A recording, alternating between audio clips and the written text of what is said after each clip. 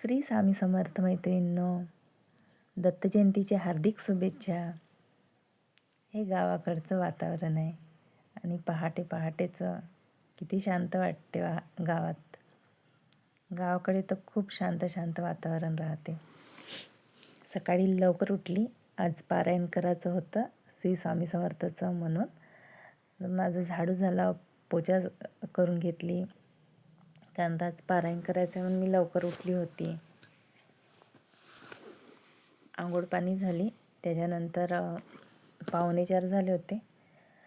मी मग हळदीचा आणि चंदनाचा लेप उंबरठ्याला लावून घेतले. कधी लावत नाही, पण जेव्हा मी पारायण करते तेव्हा लावते. आणि छान रांगोळी टाकली. कशी वाटत आहे सांगा. आणि पारायणाला म्हणजे पूजेला बसायच्या पहिले चाय घेतली. मी गरम पाणी पिते, त्यामुळे गरम पाणी आणि चाय घेऊन घेतली पूजेला बसायच्या अगोदरच. नंतर पूजेची तयारी केली.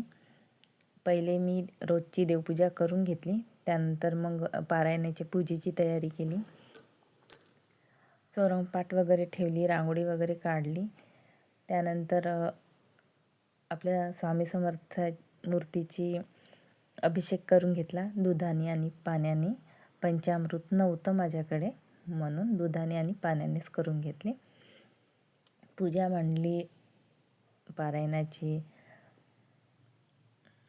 दिवा ठेवला, गणपती म्हणून सुपारी ठेवली आणि मूर्ती पण ठेवली. आपण सुपारी गणपती म्हणून स्थापना करतेस, पण मूर्ती पण होती, तर मग मूर्ती पण ठेवली मी. त्यामुळे सगळी पूजा विधिवत करून घेतली. जे जे जमते, जे जे माहिती आहे, जे जे आठवलं ते सगळं ठेवून घेतली. फळ पण ठेवून घेतली. पेरू एक होतं, पेरू माझ्याकडे, तर ठेवून घेतली मी. सगळं नारळ ठेवली. सगळं पूजेमध्ये जे जे लागते ते ठेवून घेतले. पण सकाळी जेव्हा लवकर उठतो आपण तेव्हा इतकं प्रसन्न वाटते. सकाळी देवपूजा केल्यानंतर खूपच प्रसन्न वाटते.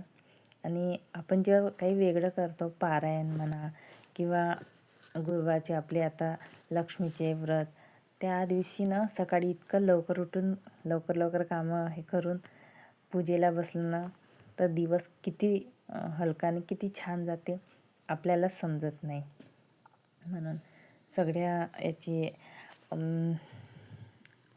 स्वामी समर्थाच्या मूर्तीला आणि फोटोला चंदनाचा टिका लावला.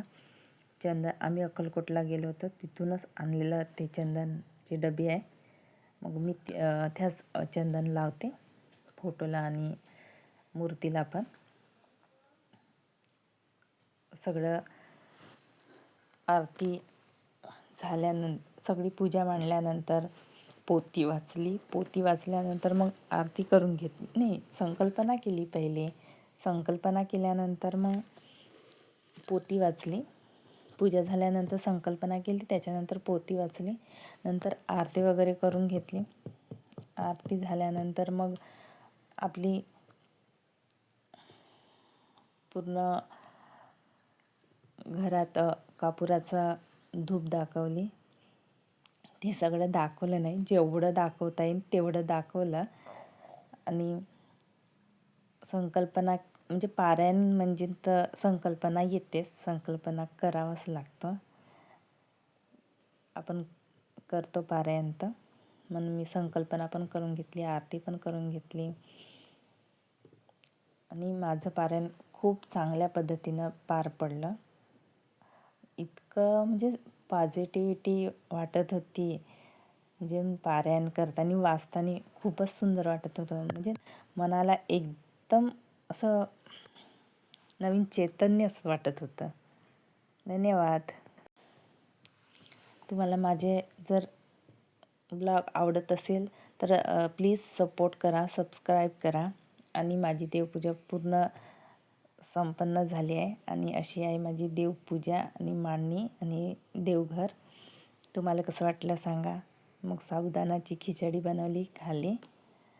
सगळ्याला श्री स्वामी समर्थ. आजचा दिवस खरंच खूप चांगला जाऊ सर्वांना, तुम्हाला, मला, सर्वांना. थँक्यू पूर्ण ब्लॉग्स बघितल्याबद्दल.